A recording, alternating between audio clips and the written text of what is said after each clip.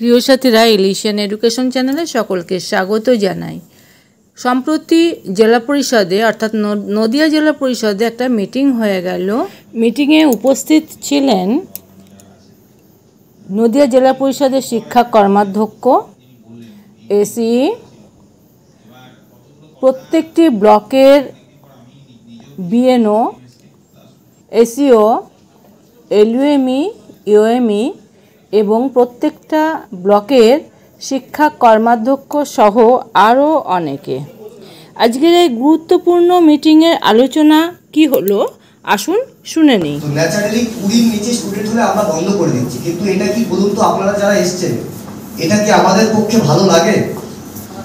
একটা বিদ্যালয় তৈরি করার জন্য কত আন্দোলন করতে হয়, কত পার্শ্ব করতে হয়, কত দিনের পর দিন করতে হয়। আপনারা যারা মিডিল এজে এই মুহূর্তে আছেন বা যারা একটু এজেড আছেন, তারা অনেকেই হয়তো জানেন যে আমাদের বাপ ঠাকুর দাদারা তারা একটা স্কুলকে করবার জন্য কত লড়াই চালিয়েছে।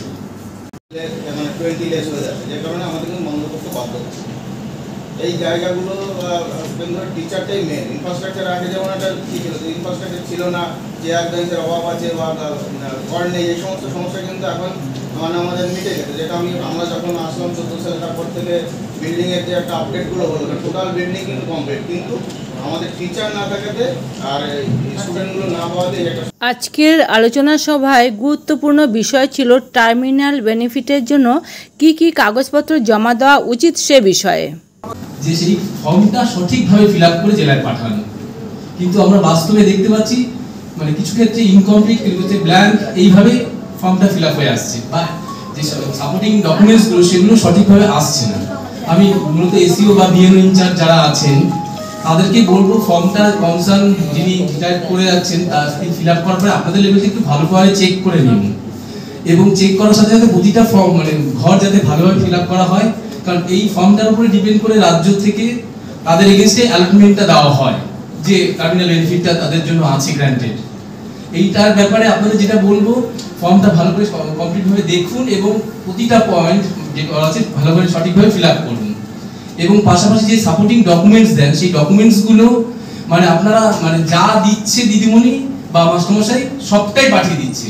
অ্যাকচুয়ালি আমাদের যেটা নিডেড সেই জিনিসগুলোই শুধু পাঠান, বাকি আদার্স ডকুমেন্টস দেবেন না।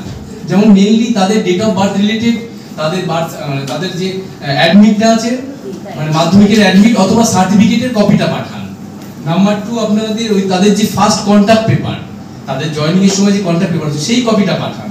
প্লাস 3 নম্বর হচ্ছে তাদের ব্যাংক অ্যাকাউন্ট ডিটেইলসের পেজটা মানে স্পষ্ট একটা যে মানে পাসবুকের যে ফার্স্ট পেজটা আছে সেইটা প্রিন্ট আউট করে ফ্রেশ প্রিন্ট আউট দিয়ে পাঠান। প্লাস 4 নম্বর তাদের যে লাস্ট পেমেন্ট হয়েছে অ্যাকুইটেন্স রোল, মানে লাস্টের আগের মাসেরটা দিলেও হবে, কারণ যেহেতু সেই আমরা তাড়াতাড়ি চাইছি না সেটা পাবে না, তাহলে তার আগের মাসেরটাই আপনারা দেবেন। মানে আমি নেই, আমরা যেহেতু রিসেন্ট রাজ্য থেকে সরাসরি তাদের পেমেন্ট করার ব্যাপারটা এসছে, পরবর্তী থেকে ব্যাংক অ্যাকাউন্টের ফার্স্ট পেজটাও দেবেন। প্লাস 5 নম্বর হচ্ছে তাদের মানে নাগরিকত্ব প্রমাণ হিসেবে তাদের আধার কার্ডের কপিটাও দেবেন। এই 5টা জিনিস পজিটিভলি পাঠাবেন সাপোর্টিং ডকুমেন্টস হিসেবে।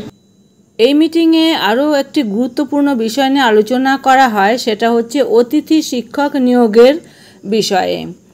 জেলা পরিষদের পক্ষ থেকে মিশনে অতিথি শিক্ষক নিয়োগের জন্য প্রস্তাব পাঠানো হলো, সেটা কিন্তু খারিজ হয়ে গেছে। সুতরাং এখন এসএসকে এমএসকে দুর্দশাটা এরকমই থাকবে। আপাত দৃষ্টিভঙ্গিতে যে সমস্ত এসএসকেতে দিদিমণির সংখ্যা বেশি আছে সেখান থেকে তুলে নিয়ে যে সমস্ত এসএসকে দিদিমণি বা মাস্টারমশাইয়ের অভাবে উঠে যাচ্ছে এসএসকে বা এমএসকে, সেখানে নিয়োগ করে সেই স্কুলগুলোকে বাঁচানোর প্রয়াস চালানো হচ্ছে। তো সাথীরা, আশা করি বিষয়টি বোঝাতে পেরেছি। সকলকে অনেক অনেক ধন্যবাদ। যদি কোনো প্রশ্ন থাকে কমেন্টস বক্সে জানাতে পারেন। সকলে ভালো থাকুন, ধন্যবাদ।